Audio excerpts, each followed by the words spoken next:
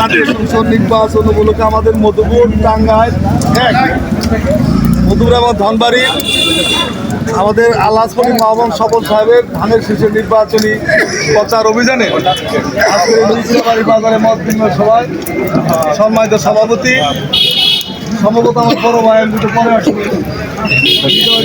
সভাপতি মহির ভাই, আমাদের মাঝে প্রধান অতিথি হিসাবে উপস্থিত আছেন উপজেলা বিএনপি কর্ণধার মধুপুর উপজেলা বিএনপি সম্মানিত সভাপতি অরণখোলা বৃহত্তর অরণখোলা ইউনিয়নের সাবেক 3 বারের চেয়ারম্যান। ঐক্যবদ্ধ হতে পারছি সেই সৃষ্টিকর্তার নামে আমরা সবাই বলি আলহামদুলিল্লাহ। উনি আমাদেরকে এইভাবে মিল করে দিয়েছেন। আমাদের মাঝে যে গ্রুপিং ছিল, যে মনের অমিল ছিল, সৃষ্টিকর্তার ইশারা ছাড়া এটা কোনোদিন সম্ভব হয় না। এই কারণে আমরা সবাই যেন সৃষ্টিকর্তার প্রতি কৃতজ্ঞতা প্রকাশ করি। এবং আমি অনুরোধ করব, যারা আমরা নামাজ পড়ি, নামাজের ভিতরেও জানি আল্লাহ তাআলার কাছে আমরা কৃতজ্ঞতা প্রকাশ করি। আল্লাহ তাআলা আমাদের এই মধুপুর ধনবাড়িতে আমাদের একটা শুভ কাজ সম্পন্ন করার জন্য আমাদের সকলকে ঐক্যবদ্ধ করে দিয়েছে। এটা আমি অনুরোধ করব।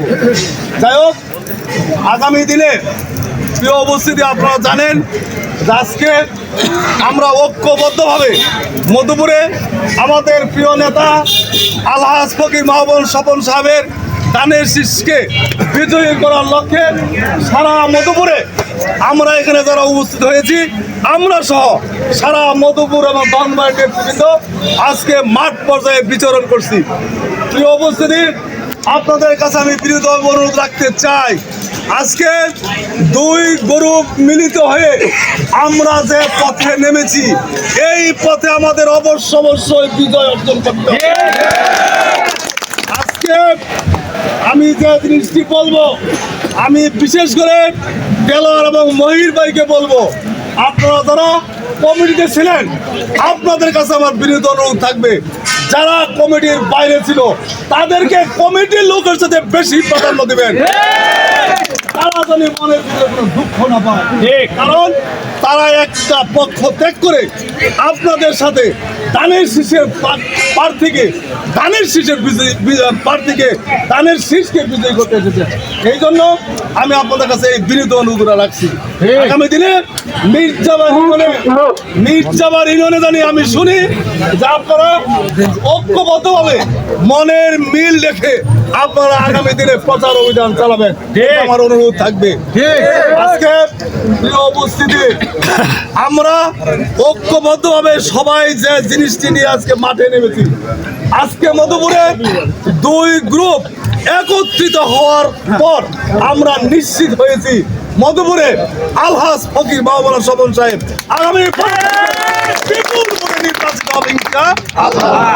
আমরা যদি ঐক্যবদ্ধ হবে মনের থেকে মাঠে কাজ করি, এবং আমি অনুরোধ রাখবো, আমি জানি এই মির্জাবার ইউনিয়নের সরকার সৌদির আমল থেকে শুরু করে বিভিন্ন সময়ে আমি বক্তব্য দিয়েছি।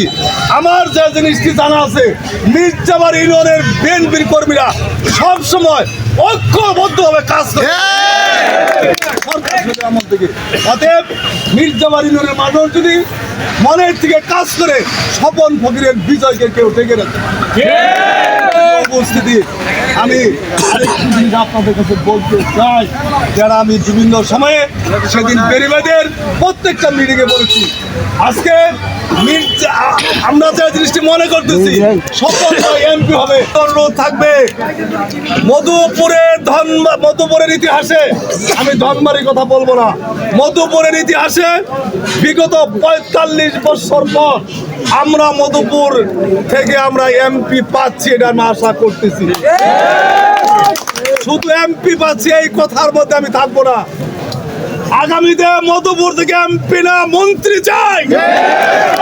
আমরা যদি স্বপন ফকির সাহেবকে বিপুলপুরের ব্যবধানে মন্ত্রী করতে পারি, এমপি করতে পারি, অবশ্যই তারেক রহমান সাহেব মন্ত্রিত্ব দিতে বাধ্য হবেন।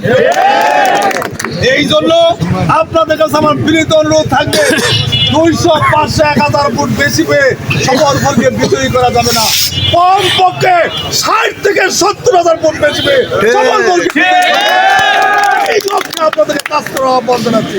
কারণ আপনারা যদি ৬০ থেকে ৭০,০০০ ভোটের ব্যবধানে স্বপন ভাইকে এমপি বানাতে পারেন, স্বপন ভাই জোর গলায় আমাদের প্রিয় নেতা তারেক রহমানের কাছে বলতে পারবে আমি ৭০,০০০ ভোটের ব্যবধানে এমপি নির্বাচিত হয়েছি, আমাকে কেন মন্ত্রিত্ব দিবেন না?